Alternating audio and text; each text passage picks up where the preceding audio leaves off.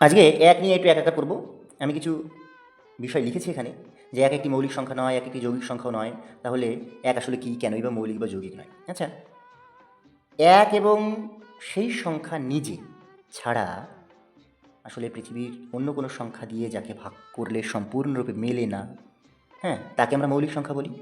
আচ্ছা, তাহলে কি এক একটি মৌলিক সংখ্যা?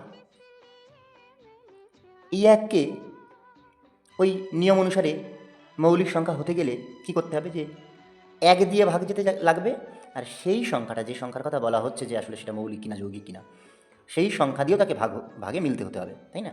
তাহলে এই এক, আমি যদি নিয়মের এক মনে করি যে আসলে মৌলিক হতে গেলে এক এবং সেই সংখ্যা নিজে, তাহলে এক দিয়ে তো এককে ভাগ করা যায়, আবার এক নিজেও সেই সংখ্যাটা দিয়েও আবার এককে ভাগ করা যায়।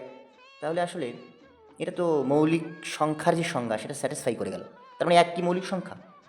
আসলে এটাকে এরকম করে যদি বলা যায় সবচাইতে ভালো হয়। কীরকম করে? যে ৭ একটা মৌলিক সংখ্যা। আসলে ৭-এর আমরা দুটো ফ্যাক্টর পাচ্ছি, ১ আর ৭।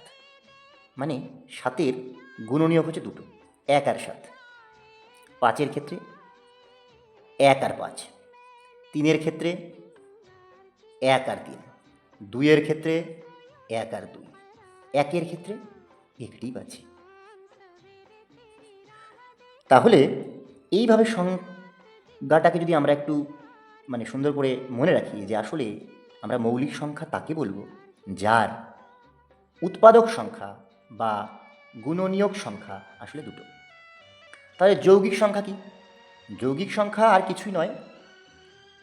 যৌগিক সংখ্যা আমরা সেই সমস্ত সংখ্যাকে বলবো যার আসলে এই গুণনীয়ক বা উৎপাদক এটি ২-এর অধিক।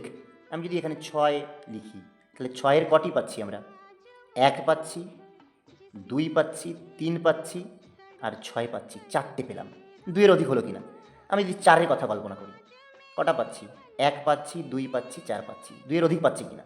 তাহলে এটা পরিষ্কার হিসাব যে আসলে আমরা যদি মৌলিক এবং যৌগিক সংখ্যার যে সংজ্ঞা সেটাকে এভাবে বলি, যে আসলে যে সংখ্যার দুটি মাত্র উৎপাদক বা গুণনীয়ক তাকে আমরা মৌলিক সংখ্যা বলবো, আর যার ২-এর অধিক তাকে আমরা যৌগিক সংখ্যা বলবো। এই কোনো একটা সংখ্যা মৌলিক হতে গেলে এক এবং সেই সংখ্যা দিয়ে তাকে ভাগ হতে লাগবে, অন্য কোনো সংখ্যা দিয়ে তাকে ভাগ করা যাবে না। এটা ঠিক, তবে আংশিক সত্য। আমরা কিন্তু প্রথমে দেখিয়েছি যে একের ক্ষেত্রে আমি যদি বলি এক তো সূত্রের এক এবং এক নিজেও এক, তাহলে তো যে গতানুগতিক সূত্র সেটা তো স্যাটিসফাই করে যাচ্ছে, তাহলে সেই অনুসারে তো এককে মৌলিক হতে হতো।